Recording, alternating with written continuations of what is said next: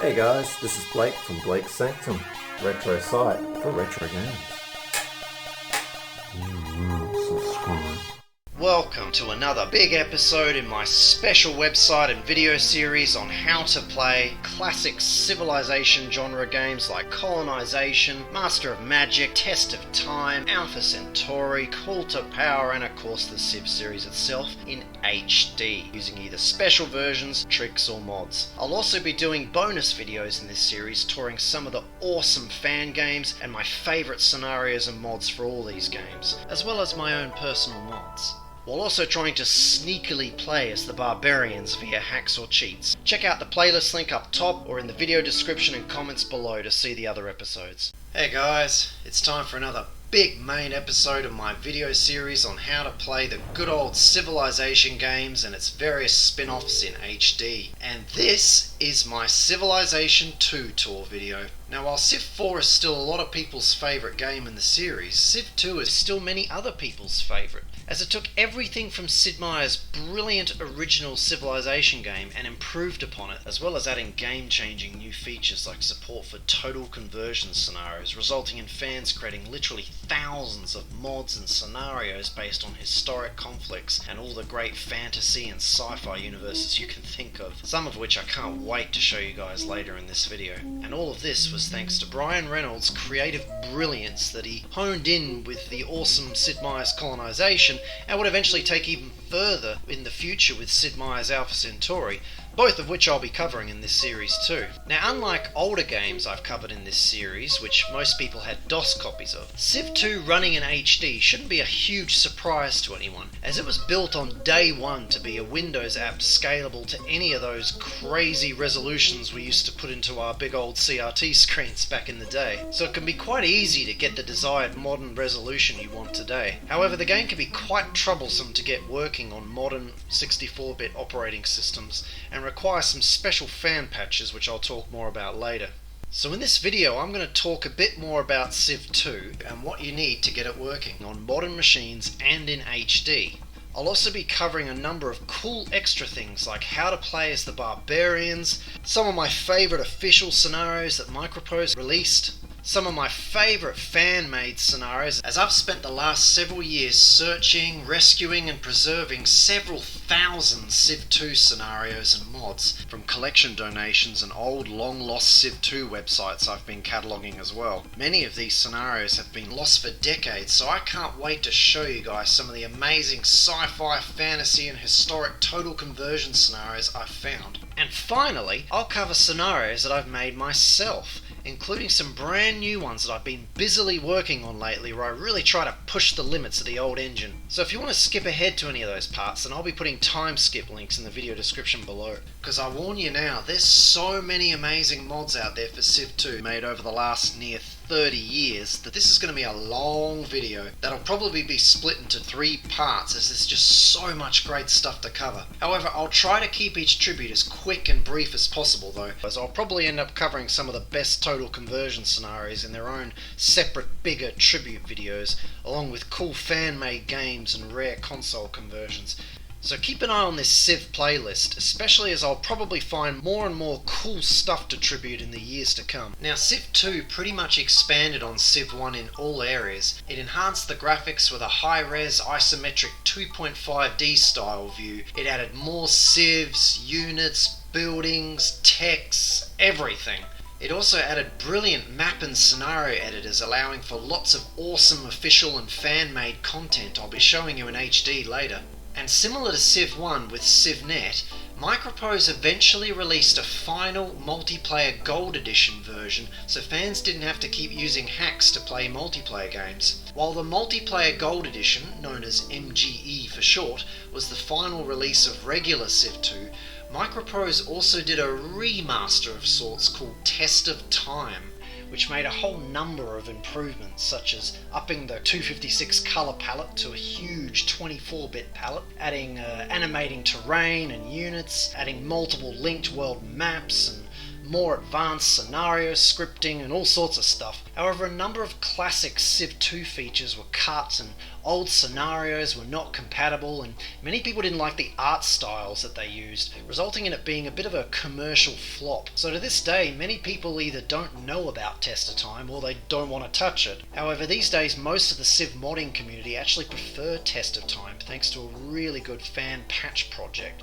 So don't worry, I'll be doing a separate video covering Test of Time and all of its awesome mods and scenarios, as personally I love both iterations. But for this video, we'll be talking about getting the pre-Test of Time Civ 2 releases working. And you can tell that those are the versions that most people know of and miss, as there have been multiple fan games made trying to replicate that classic Civ 2 feel that I plan to cover in separate videos in this series, such as the very popular FreeCiv project that's been going for 20 or so years and is still worked on to this day. There's also the lesser known but respected C-evo project that has recently become active again, and there's even a new open source project called Civ 2 Clone that's attempting to replicate the classic versions. And these fan projects become even more important, as would you believe the real Civ 1 and 2 and Test of Time are not being sold in modern digital stores like Steam and GOG at the time of this recording. So I'm trying to fix that and need all the help I can get, so please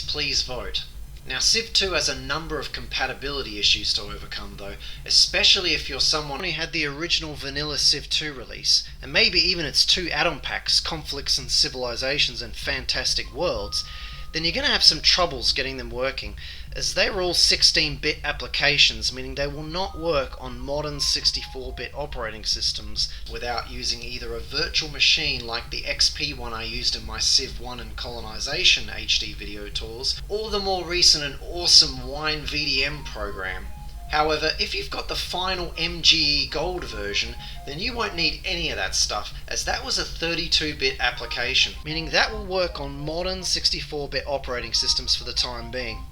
However, there's a severe bug that essentially renders the game unplayable, where if you type into any text box such as the name your ruler or name your city or rename your city, it'll crash straight to desktop.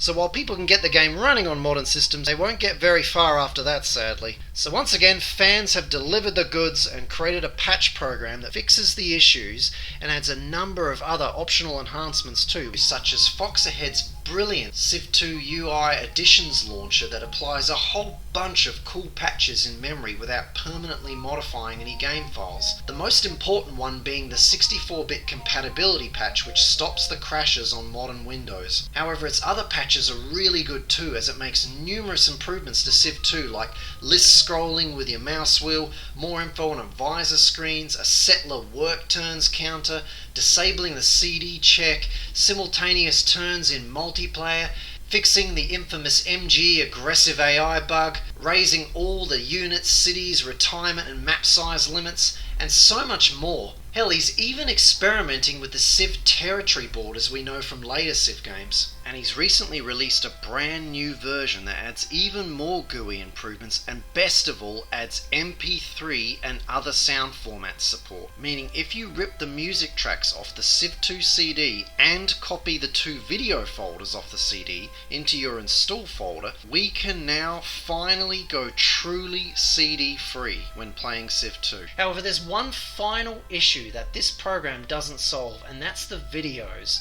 Most people will find that the intro, the wonders, and the diplomacy herald videos will not work anymore, as they require an old obscure 90s codec called Indio Video, so I'll put a link to where you can get that, as well as the instructions for everything else in the video description too. Now, just like in Civ 1, you can start on a pre-made Earth, or you can fully customize your own randomly generated world, which you can see I'm doing here.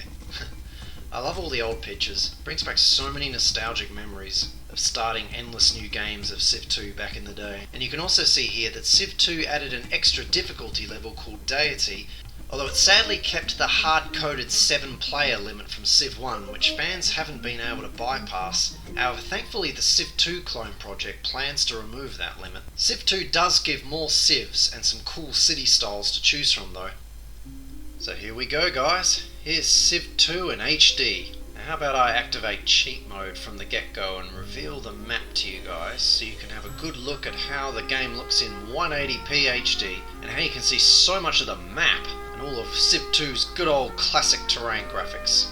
Now I should say if you're viewing this on a small screen then you might go, it's too small, I can't see anything, but on a decent sized screen it should look fine. But if you're struggling then not to worry, the game does have some built-in zoom controls. Or if you don't like them, then I guess you could lower your Windows resolution as well if you prefer. The city screen also blows up nicely too, so I may as well tell our starting settler to make a city. And this is one of the text boxes that can trigger the crash if you don't have the 64-bit patch. But here we go. As you can see, the game auto double sizes the good old city screen, but you can put it back to the classic size if you wish. And in the city screen you can do all the usual stuff from Civ games like changing which terrain it's farming, managing citizens and buildings, and of course you can change what it's constructing, so I think I'll build a settler next. And here's a fun feature many people miss from later games. You can view the city from the sky above. But obviously there's not much going on at the moment, so we'll try again later. But I always liked how you could see the water whenever the city was next to the ocean or on a river. Now since this is one of those lucky starts where we've been given 2 settlers, I'll send the other one out to build a road. And once I get them across into the next square, we can start to see some of the patch benefit. Oh, and speaking of which, some of you may have noticed the music player up in the top right corner of the interface, which is kind of handy. It'll tell you what track is playing and how long it goes for. And now back at our settler, you guys can probably see a little number on him saying how many turns he's invested into the job, which is very useful, especially if you like using multiple settlers on the one job or using settler charging tricks while moving them around.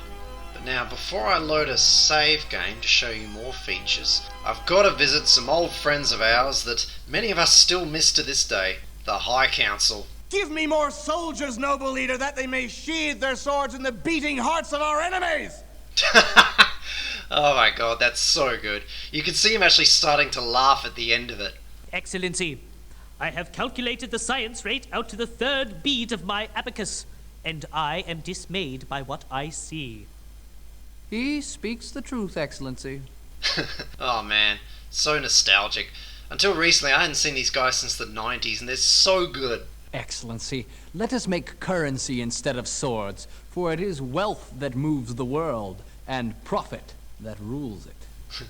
I was so disappointed when they switched back to simple cartoon text advisors from Civ 3 onwards that had no personality. These guys were so much better. My talents go to waste, noble leader. Let us send forth our explorers to find other nations. I concur, Your Excellency. This reminds me. They got the actors to say all these funny things, and some of it actually gets a bit cheeky with the science guy saying, "I'm off to grease my abacus," and the foreign affairs chicks getting rather flirty with you on occasion. No complaints, noble leader. Elvis, baby. And of course there's the awesome medieval and modern versions of these guys too, that you see later in the game. And I've got to show you guys anarchy when you're switching between governments as they all start yelling at each other. Who knew this was going to happen? I knew this was going to happen. Cannot listen to There these will be no more gods, women will... So good. Now I remember in the later medieval and modern versions the chick takes her hat off and throws it and storms off, and it's so good. And as far as I know, no one has ever modded and replaced these guys until recently, as I have changed them for my Heroes of Might and Magic 2 mod, which I'll show you guys later in part 3 of this video. Oh, and speaking of fun nostalgic things, I'm sure many of you guys remember the good old throne room too, but of course at the start there's not much there and you're just sitting on a rock in a cave. So how about I load up a save game to show you guys a more complete one and lots of other cool stuff too. And here we go. Here's a late game save on Earth where you can see I've fully colonised and developed North America. But before I go any further, I think it's time I change the graphics. As much like I did in my Civ 1 HD tour video, I think that we can make things look better. As a few years ago, I discovered an awesome scenario called Colonialism by Ivan IV that I'll properly show you guys later, that used a beautiful green terrain set by some of Civ 2's best artists that just brings the whole world to life. So as you can see, I've converted those graphics into a mod for regular Civ 2 games, and I've also darkened the surrounding GUI as well. Which reminds me, the Civ 2 UIA patch also allows you to make the sidebar more compact, so we can see even more of the map. And as you can see, as we move around the Earth, everything has come to life and is just so much more colourful and better looking now. In this game I sort of played an American peacekeeper kind of game, where I mainly stuck to myself and bullied any dominant player that was picking on another player, and I sort of tried to keep everyone alive. As you can see, I failed a couple of times, which is why you've got Romans in South America and Spanish in Australia, as I was unable to save their original incarnations. But in the end I was probably too cautious by only picking Prince level difficulty, as I used to play Deity back in the day, but just wasn't sure if I could handle it after not playing this game for so many years. However, in the end I ended up dominating on it. But yeah, it was a fun game, and it's amazing how much of the Earth map you can now see in HD. It just gives you a really nice tactical advantage on the map, and my capital has ended up getting pretty big, as I did a bit of engineered terraforming around it. There's lots of stuff happening in the info screens, and if we go into the city sky view, things are far more busy now, as look at all those wonders. I don't think the AI was able to get any of them in the end, so I did a pretty good job. And here's a maxed out throne room looking just a bit better than that rock we were sitting on earlier. Now Civ 2 really improved over Civ 1 with the information that it gave you in the advisor screens, and the Civ 2 UIA patch improves them even further with extra information and controls. Foreign intelligence and diplomacy is better too, with more trade options and treaties, so why don't I show you that? Romans with nukes, only in Civ, baby. And as you can see, the game added 3D video diplomacy heralds, which animate in different ways depending on the leader's responses, which once again, as far as I know, no one has ever modded them before until we recently did it for our Heroes Might and Magic mod, where we turned them into creatures. Anyway, using shortcut keys to save time, I'll continue on through the advisor so you guys can see more of the improvements, like celebrating cities are now marked in yellow and attitude, better trade building info, and a proper beaker counter in science. And you can see I've got all the wonders from ancient to modern eras, and all the top 5 cities as well. Got a pretty big score now too, and the demographics are looking pretty good. And lastly, we've got a fully complete spaceship ready for launch. So let's hit that big red button.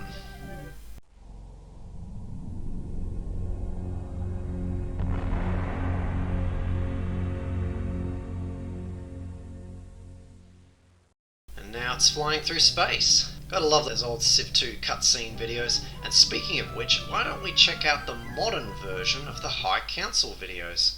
We're doing great, General, and we got you to thank for it. Let's do lunch, sir.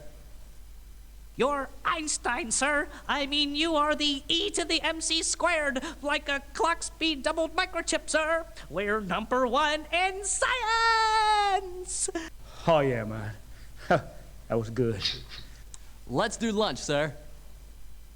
Sir, analysts are bullish on the performance of our latest economic indicators. We're doing great, sir. Sir, intelligence indicates that trading technologies will benefit us most at this time. Let us exploit this window of opportunity, sir. Where I come from, we don't fraternize with the enemy, General. How about yourself? I disagree, sir. Sir, the people, they can't help falling in love with you. Let's do lunch, sir. Yep, they're happy. Although sometimes the general will tell you to go bonk some heads. So why don't we go bonk some heads, sir? Now I'm pretty much at peace with everyone except for the Mongols, so why don't we go say hello to them, as I've got an aircraft carrier filled with stealth bombers nearby in Japan.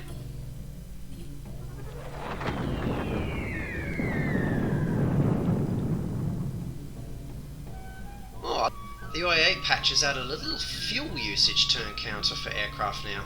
Nice. And I don't have a nuke in range of the Mongols, but I do have one over in my Eastern Empire, so I can go full Gandhi and drop this bad boy into Europe.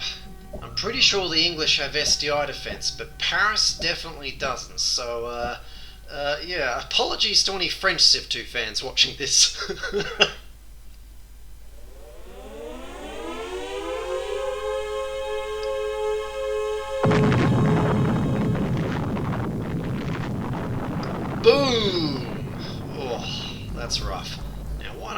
hop into the good old Civilopedia so we can see all those lovely old units, which I'm sure will bring back memories for many of you guys. And then there's all the good old city buildings too, university, and we can check out all those lovely wonders.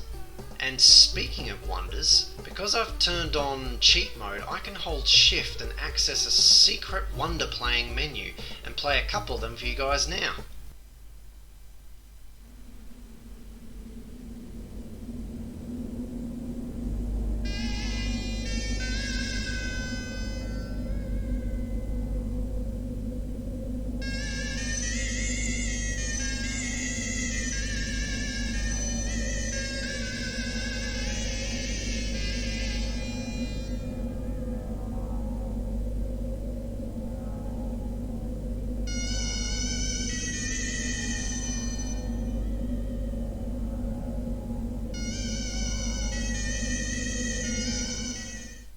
Ah, good stuff. How about a modern one next?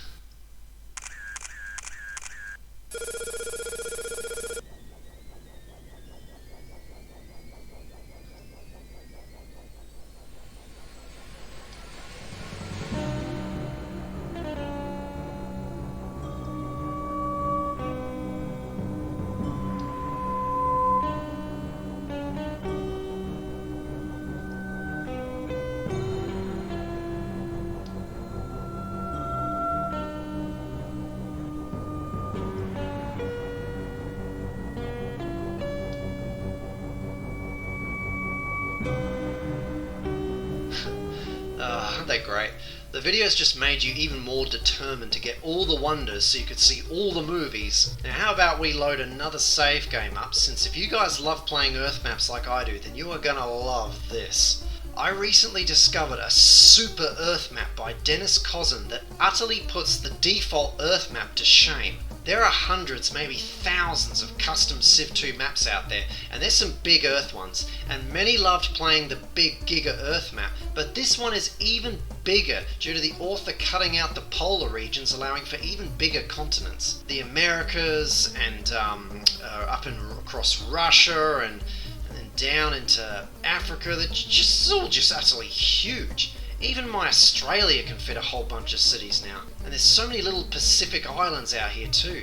And the Japanese and English starting players actually have some space now, and Europe is definitely less crowded. And this save is actually from a recent game I've been playing on it, and it's been a lot of fun. It's just crazy how many cities you can make in North America now. I don't know if I'll even get it filled up in the end. And this map just really shows off how good this new terrain graphics mod is, as I just love how good the American frontier wilderness looks. And as you can see in this early game shot, of course there was even more of it before I started expanding rapidly. Oh, and I should say, if you're not a fan of the light blue oceans, then I'll be providing more of a traditional alternate dark blue ocean in the mod pack as well for people who prefer that. Oh, and while I'm here, I think I'm still at the stage where it's the medieval High Councils, so why don't I quickly show you them too.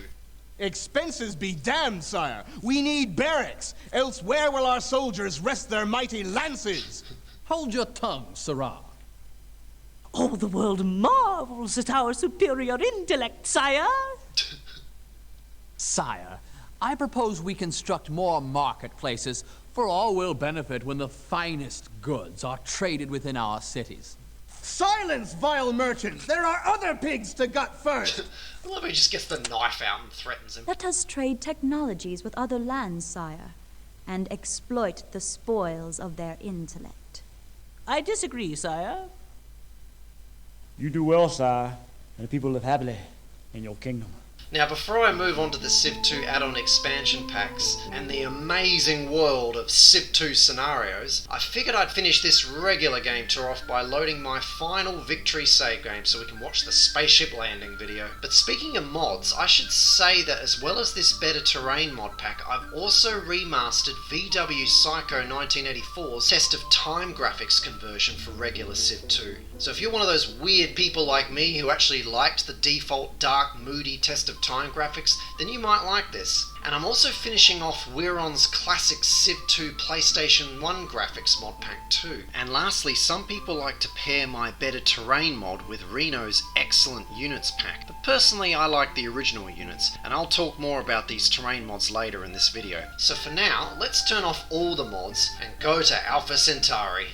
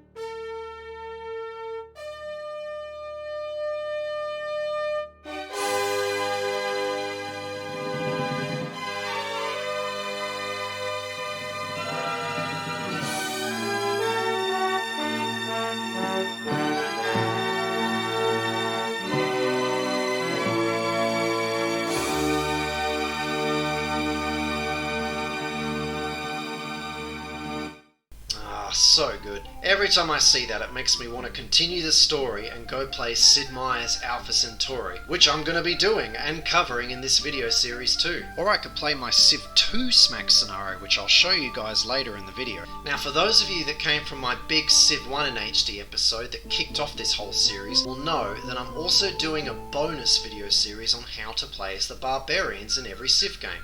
So how about I load a save game? Here we go. This is my Barbarian game, and just like in Civ 1, it is possible to play as them and conquer the world and actually win the game without any crashing. It will actually let you win the game. There's a number of challenges, a number of bugs to overcome, but I'm going to do, just like with Civ 1, I'll do a separate video all about how to play as the Barbarians, and I'll put a link on the end card so you guys can check out how to do that, because thankfully in Civ 2, you don't have to use too much third-party stuff. You can generally do most of it within the game's editors and cheat menus. Now, as you can see, I kicked all kinds of ass, and similar to my Civ 1 game, I created a few super cities to give you at least a fighting chance, because as Barbarians it's half impossible to win. In fact, I've not even seen other people posting about doing it, but I assume other people have at some point. But it's very tough, but very fun challenge. And I'll show you how to do it all. And I'll release it as a scenario for others to try too. But now I'll talk about one of the best parts of Civ 2, something that just cemented this series as one of the great all-time game series, as every single Civ game since this has included it, and that is scenario mode. So let's show you some of the best scenarios in HD. So to do that, we're going to need to begin scenario, where as you can see I've got a collection of official and fan-made ones. But let's start with the original and one of the best, the World War II Europe scenario that came with the original vanilla Civ 2 before there were any add-on packs or anything. Let's go Axis, as they get the first move before the AIs. This was such a great scenario. I probably played it 3 or 4 times, as I had a game as the Allies, I had one as the Russians, and of course I had a big game as the Axis, trying to conquer everyone before the term limit hit. And if I activate cheat mode, we can see a bit more of what's going on here. So, you know, it was very fun, as the Germans, obviously, you could blitzkrieg the French, they'd sort of set you up to do that, and then take down everyone else. And you had a little piece of America there for the Allies. And of course the Russians had a lot, so it would take quite a long time to plough through all their stuff. In fact, I think I even have a save game I might load. Yeah, here we go. So this save game's from like 1998, so it's been a bit of a while since I played this, but annoyingly I think I actually just failed to conquer the last of the Russians before the game end time, and I was so annoyed. So I'm sure if I did it again nowadays I'd absolutely ace it, but yeah. As you can see, I was able to slowly get everything. Oh, and I should insert a quick mention of the Roman scenario that also came with the classic release of Civ 2, as that was very popular with a lot of people, and sadly I just never got around to playing it as a kid, and hopefully I will one day, because I'm a big history fan and I loved the Roman Empire and all the history relating to them, so being able to play as them conquering all of Europe, just like in the World War scenario, it would be very fun. And I should mention that fans have even made a Civ 1 scenario based on it too, and a World War II one for that matter. So anyway, these two brilliant scenarios paved the way for the two awesome Civilization 2 add-on packs that introduced Civ fans to total conversion scenarios, with custom graphics that included new units, buildings, wonders, technologies, and sometimes even new terrain, creating new worlds to explore. The first to come along was Conflicts in Civilization, which mostly just changed units as it was more about historical battle scenarios, although it also had some cool sci-fi ones that I loved playing, such as the Alien Invasion scenario, where you used modern day units to try and fight off a super powerful alien race that could literally just send these flying units right to your cities that had attack strength 15 or 20 or something like that, way more powerful than anything you had. And then there was the After the Apocalypse scenario, where the whole planet's covered in pollution from nuclear war and constantly triggering global warming, and you've got to sort of battle with all these other factions to survive, and there's mutants and Mad Max style gangs and things. But like I said, it mostly added historical scenarios such as the American Civil War, Alexander the Great, the Crusades, the Age of Napoleon, the Mongol hordes, not to mention the Age of Discovery and American Revolution ones for colonization fans, plus many more, including a Best on Net collection of early fan-made stuff. But probably my favourite historical scenario in this pack was the World War I scenario, as it took what they did in the World War II scenario and took it to a whole new level. So how about I load that one up now? You guys can pause the video to read that. I think Central Powers get the first turn before the AIs again. Wilhelm! World News Flash! America announces the official opening of the Panama Canal. Oops, oh dear, the Russians get the first move, not me. Oh well, at least you guys get to see some more combat action now.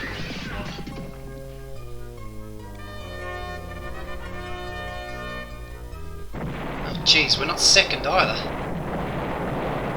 Right, here we go. So, I remember playing this one multiple times as well, as it was kind of like the World War II scenario, except you've got all these lovely custom units, and each faction had their own particular infantry type, so you could have all the different units. Like if we go to the military units, see how it's got all the different uniforms, which is really cool, and of course there's some specific special units for certain factions as well, and World War I era submarines and battleships. It was a really fun scenario, but this was nothing compared to what came next, which was the brilliant Fantastic Worlds add-on pack, which is where things really truly became total conversion due to some amazing scenarios that looked and sounded almost like different games. And on top of that, it came with editor tools allowing fans to easily do it themselves, leading to some utterly insane fan-made scenarios out there, which I'll show later. But the official scenarios that came with Fantastic Worlds were nothing to slouch at either, with great scenarios such as the gorgeous looking XCOM Assault scenario, where you command a strike force completely surrounded by hostiles on a strange alien world with yellow oceans. Then there's the Age of Reptiles with dinosaurs, Atlantis, the Ice Planet, the world of Jules Verne, a Midgard one that would be greatly expanded into a super multi-world scenario in Test of Time.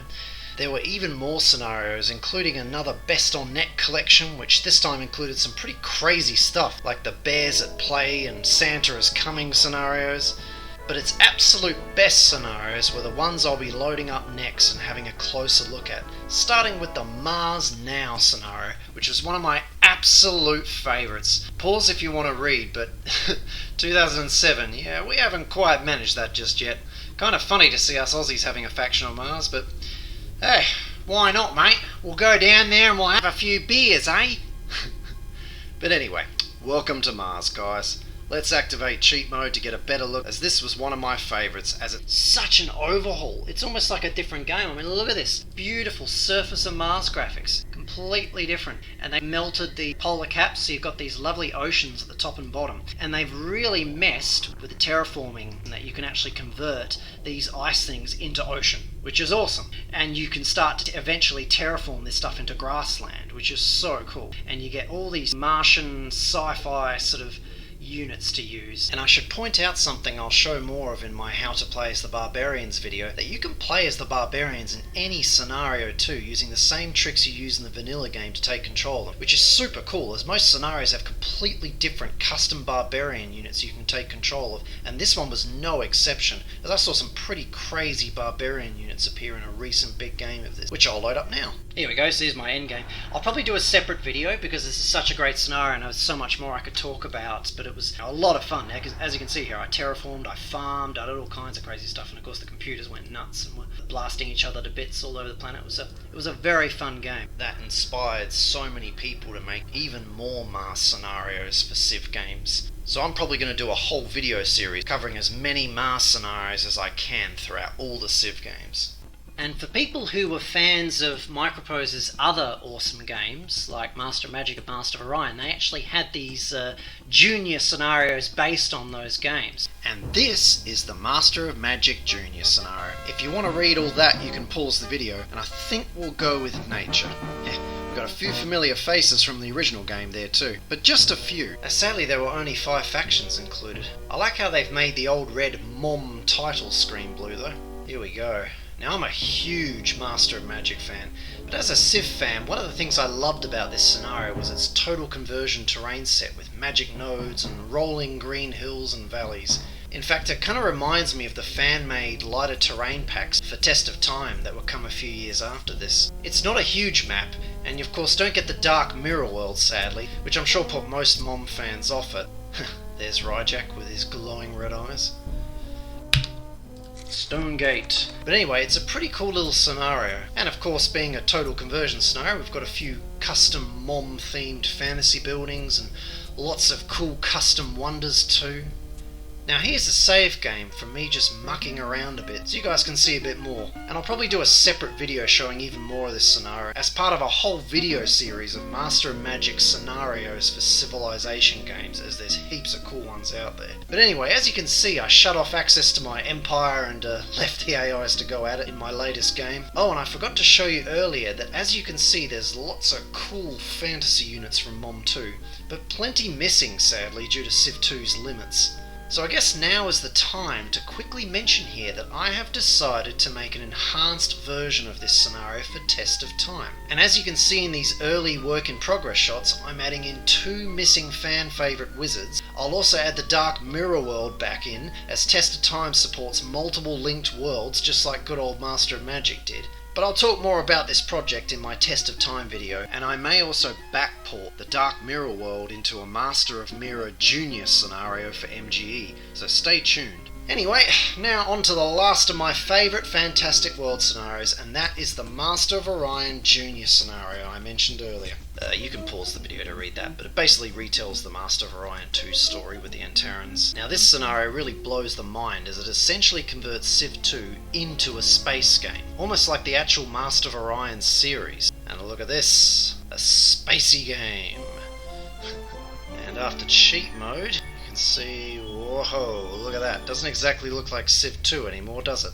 Look at all those planets. Now in this scenario, your cities are actually star bases that you try to build near stars so they can feed off the surrounding planets. So that of course means there's a limited amount of good places you can colonize, so you need to be quick. All these derelicts replace village huts for random treasures. And look at that, the friggin' Guardian.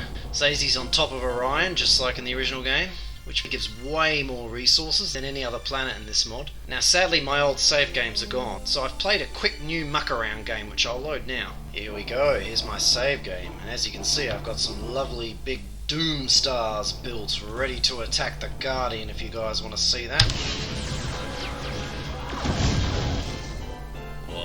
Nice custom sound effects of course, and I've now uncovered Orion.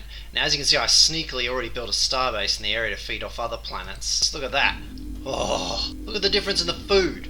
13 becomes 29, so yeah, getting Orion is good. As you can see I've been busily working away building an empire, and if I reveal the map you can see what the aliens have been up to.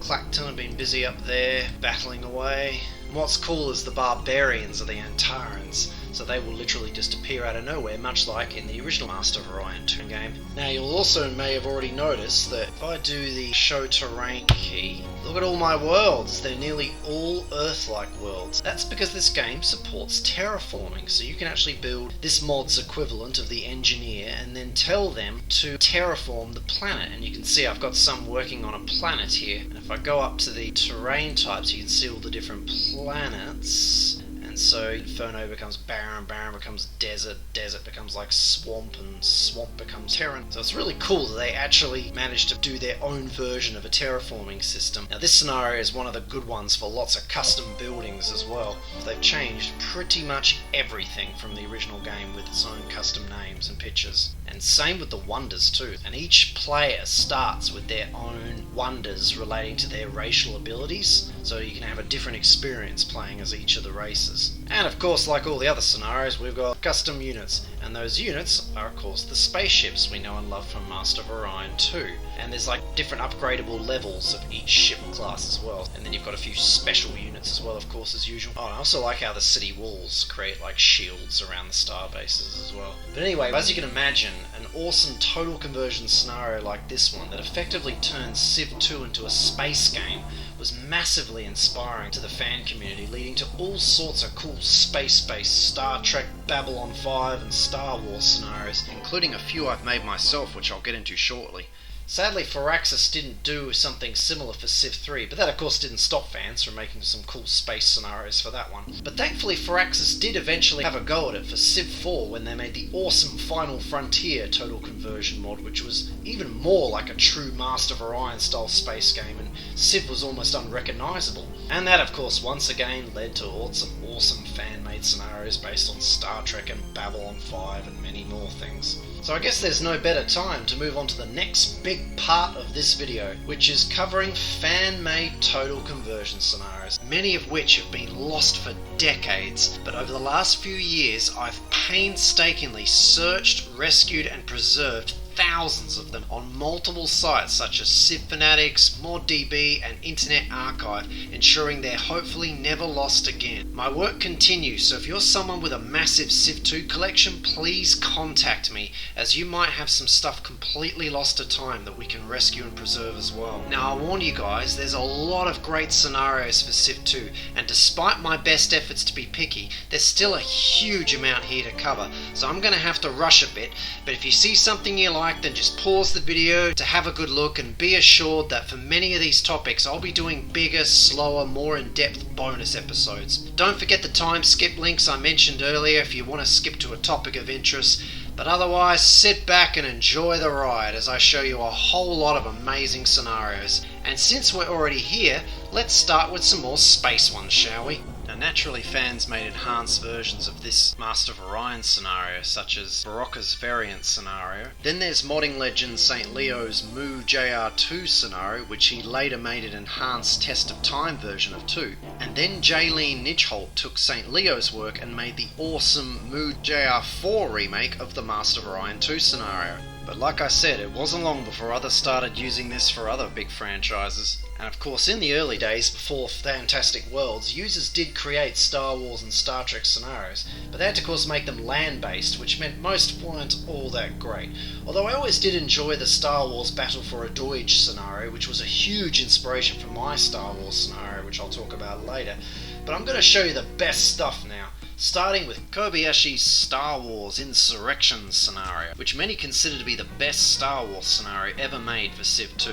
Now you guys can pause and read the breakdown, although I don't think that email works, but I think Kobayashi can still be contacted over at the Civ 2 Scenario League Facebook group he runs. But anyway, basically this is an alternative story to the films, where Admiral Zarin with the support of Vader attempts a coup against Emperor Palpatine, and the Empire is split in two. And of course the rebels are there too. Nice intro music. This scenario has some pretty cool graphics for Civ 2 too. However, like with so many more scenarios I'll be showing you soon, there's also a really good Test of Time conversion of this scenario with even better graphics, which I'll be showing you guys in a later Test of Time video too. And as we look around our fractured empire, we can see a few familiar places like Endor and Coruscant, and looks like there's an unfinished Death Star there, although strangely a bit blue. But to see more, we're going to need to turn on cheat mode, which was actually disabled in this scenario, but I've turned it back on for this video. And here we go. We were viewing but a mere portion of a huge galaxy in turmoil with lots of factions and planets and stars and spaceships and adventure. Now naturally this scenario also comes with lots of lovely custom buildings and wonders, each with their own nice little custom icons. And then of course we've got the units. Lots of familiar craft. We've got the Executor and Imperator and Death Star and Jedi Knights and Sith Lords and lots of other wonderful things that we all recognise. Oh, and I should also mention that this scenario also comes with a really cool HTML help file made by Kobayashi that has like more backstory and info about the factions and the units. Really good effort put into this, very cool. Now the next Star Wars scenario I've got to mention is Nicola's Star Contact series, which has really nice custom graphics, and part 2 is actually a crossover with Star Trek where the evil Empire invades our galaxy. Other honourable mentions go to Ambra's Star Wars scenario by Ambra, Orgy's Star Wars scenario by Orgy, yes you heard that correctly, the Star Wars Colonies mod pack by modding legend John Valdez, which had really nice graphics, and there was also an excellent French Star Wars scenario by Iron, who was quite famous in the French Civ 2 communities. He had a cool website and made lots of scenarios. Now I've got to mention the Star Wars Scenario mod pack by Paul Cadwell, as that was pretty much the one that started it all, as it led to so many more scenarios due to allowing fans who couldn't draw their own graphics to recreate all their favourite Star Wars battles and planets, leading to so many cool scenarios that I wish I could mention them all and load some of them up to show you guys, but there's just too many to cover out there. So I'll probably do a Star Wars Scenarios bonus episode to properly go into them all.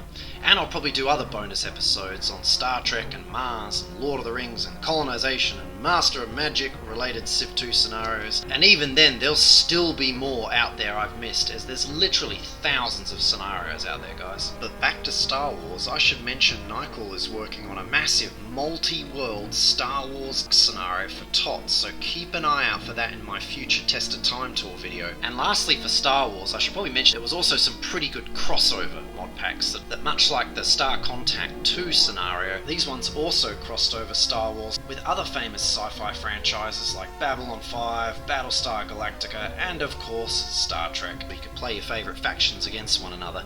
And that seems like the perfect way to transition into Star Trek. And once again, the very first scenario we've got to kick it off with, as it was the best, was Kobayashi's Star Trek The Battle for the Alpha Quadrant scenario, as my god does that man really know how to make good scenarios. Now if you pause this intro screen you'll see that you can only play as the Federations, Klingons and Romulans. There are other factions but they don't have the custom events set up for them that tell the different stories. So I've gone with Federation, and as you can see Kobayashi's a big fan, so much so that he has his own uniform. Now this scenario is more of a sandboxy one where you start with pretty much nothing and all the races have to expand out and meet one another across the Alpha Quadrant. My god, that music's loud, but it's awesome, and hopefully it doesn't trigger my YouTube copyright. As you can see, we've had first contact and we know where the Vulcans are, but let's have a look at some more. There we go. Look at all this. Wow, there's so much around the place. As you can see, Bajorans are not too far away, and oh, that looks like a Bajoran Prophet's Orb there. Although, interestingly, it's under the control of the Borg faction. Speaking of the Borg, there they are. Ooh, Cardassians are in the Barbarians slot, because I didn't see them in the player choice. Klingons and Romulans, Talarians and Andorians under the Neutral faction. Neutral faction will be strong, won't they? And to go with the lovely custom GUI he's made for the scenario, he's also made a lovely LCAR city screen, or in this case, planet screen. Now if we go up and have a look, you'll see, once again, we've got lots of wonderful custom buildings, and in this case, he's actually written custom descriptions for them too, which almost no one does. That's really cool. And like the wonders, things get even more interesting. Like look, Project Genesis, how cool is that? And he even puts in the references about where he got it from, which is a nice touch too. Got the Tal Shiar as well, which of course is going to be about spying. Yep, very nice. And And if we go to the units, look at all this. Got a deadly cube there, no doubt it's got high stats, and look at that. 10-10. And if we get a regular conventional ship here, there we go, Sovereign. Yeah, it's more powerful than that, of course. Bolt devices. So even the unit abilities have been Trekified.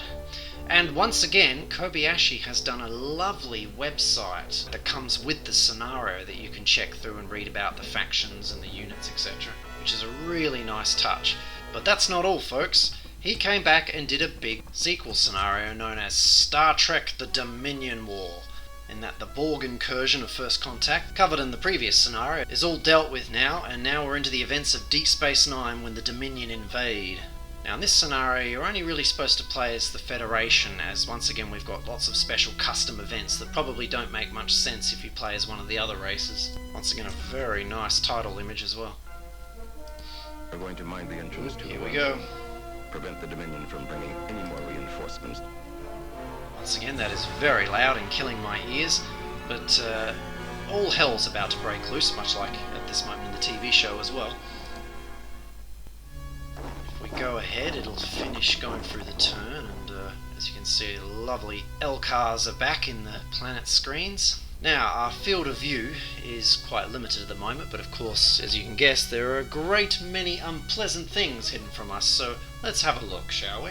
Oh my god, look at all that mayhem. Now if you look here and you look at the mini-map, you can see he's got hidden ocean wall blockers that stop units moving through them around the wormhole, so the Gamma Quadrant Dominion have to take the wormhole straight into the minefield. And nearby there appears to be a separate Breen area that's locked off as well, and presumably that'll get unlocked later on in the war, much like in the TV show. But of course there's an enormous amount of Dominion presence already in the Alpha Quadrant that's going to give you a nightmare. Lots of Cardassians as well, I mean they're friggin' everywhere, look at all this. And we've got Klingons over here as well, another hidden section in this corner, look at this, we've got some Pirates here. And we've got a prophet there from the looks of things, Sarah, which I think was Sisko's dead wife, I think, because that's how the prophets appeared to him at the beginning. But got the Romulans, another hidden area, and then of course we've got the massive Federation area. And if you click on Deep Space Nine, you can't see it here because there's lots of stuff on top of it, but if we reveal hidden terrain you can see it, as well as some other Terok Knolls and some Federation star bases as well. Now, of course, once again, he's brought across a lot of amazing buildings from the previous scenario, but there's a few new ones here, specific to this scenario. And then, of course, we've got some lovely wonders as well, just like last time. Ooh, Mirror Universe. That looks interesting. Yep, he's always got his references again. I love that. I love that effort. And then, of course, in the military units, we've got, oh, look at that, the big Dominion battleship. Incredible stats, custom techs. Got a Dukat in Par-Wraith form. And, oh my god, look at these other ships. Another Par-Wraith and Sarah there again. Oh, Sisko in normal and Prophet's form, which is interesting. So we've got a Prophet event trigger there. And, ooh, Sovereign, which, sure enough, its stats are not quite in the league of that ginormous Dominion battleship. So yeah, super impressive work, and probably my favourite of the two, as I'm a huge Deep Space Nine fan. And Kobayashi wasn't the only one to have a go at the Dominion Wars, as Jared Kodja had a go too in a very cool scenario as well. And for fellow DS9 addicts, there's even a Bajor Cardassian invasion scenario too. Modding legend John Valdez chimed in too with 5 scenarios based on all the eras of Star Trek. And 20 years on, he recently sent me this teaser shot to show me that he's working on a DS9 scenario. But back in the past, he also did some sandbox scenarios set in both the TNG and the original series eras. And another one to do a huge multi-scenario mod pack was Kevin Gilbert, which in this screenshot you can see is a huge Borg invasion scenario. And if you like your Borg stuff, Joseph also had a go at a big Borg invasion scenario too. But if you want some scenarios with better graphics, then I've got to mention Star Trek Kappa Quadrant by Kevin and Star Trek 2018 by Skolb, as they've got really good graphics. And the Skolb one I thought was a Test of Time scenario when I first saw it.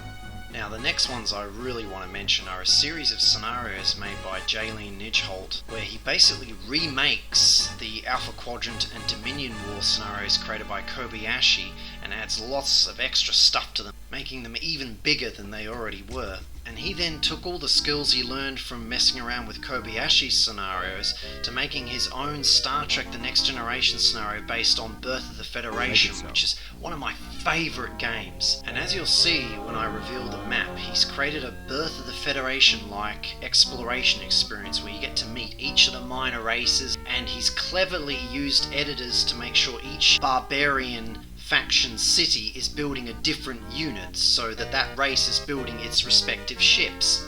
See, Vulcan's up there, and oh, here we go, the Breen. Now they get their own ship too. We've got the Klingons up there. Ferengi in the corner. Sheliak, who were originally a minor race in Birth of the Federation. Romulans. He's also got lots of cool stuff sneakily hidden around the map, like this Dyson Sphere, and I think I saw Gomtu somewhere around here as well. And ooh, we got the Borg down here locked away. No doubt they'll get strong enough to escape through that at some point and raise hell. Cardassians, and of course naturally they're near the Bajorans, and then ooh, look at this, we've got Q hidden in a nebula. I wonder when he'll get involved. So yeah, this looks like a lot of fun, and if that's not enough, he then took all of this and made a Voyager adventure scenario too, using lots of the same awesome tricks. And speaking of Voyager, St. Leo did a Borg invasion scenario where you play as 7 of 9, assimilating every ship you defeat in combat. Now to finish up Star Trek, I've got to mention a Star Trek Armada inspired scenario, and another scenario with heaps of gorgeous custom graphics made by my mate Metropolis, who worked with me on my Heroes of Might and Magic 2 mod pack, which I'll be showing you guys more of later. For Enterprise era fans, there's Tim's Earth Romulan War scenario, and a bunch of German Star Trek scenarios made by Christoph and Barthy that are just so absolutely massive that if you don't have the Civ 2 UIA extension tool installed, you're going to need to kill a whole lot of people, otherwise you're going to hit that unit limit. And lastly, Paul Heron made a Star Trek mod pack that ended up being used by a bunch of other people to create scenarios too. And there's plenty more Star Trek scenarios out there I wish I could show you guys, but once again there's just too much, so I'm going to do a big bonus episode on Star Trek scenarios where I'll try to cover them all and give them the bigger tributes they deserve. Now, is this guy going to show us a sci-fi scenario that isn't Star Trek or Star Wars, you ask? To which I say, Jafar! Kree! It's time to go through the Stargate, and who better to take us through the gate than, you guessed it, Kobayashi. And by the time he made this baby, he was in his absolute peak of abilities. But this video is getting rather long, so I'm going to continue the tour of this amazing Stargate scenario in my main part 2 video, in which we'll also look at more of the best space scenarios based on great stuff like Babylon 5, Wing Commander, and more. Then we'll look at the best Mars, lunar, and alien world colonization scenarios. Then we'll look at other great sci-fi scenarios based on movies, video games, apocalyptic worlds, and lots of other cool stuff.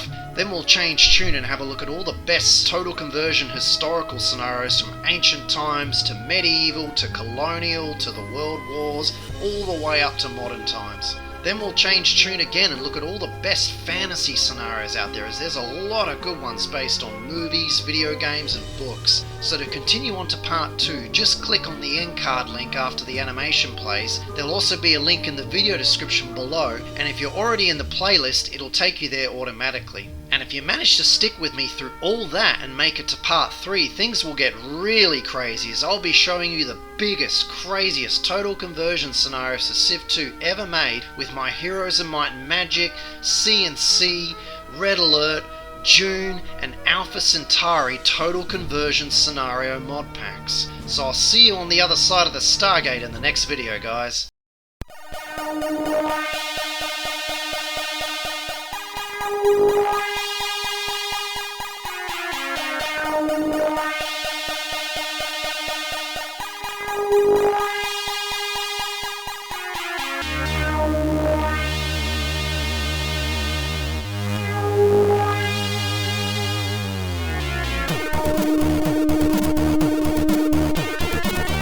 You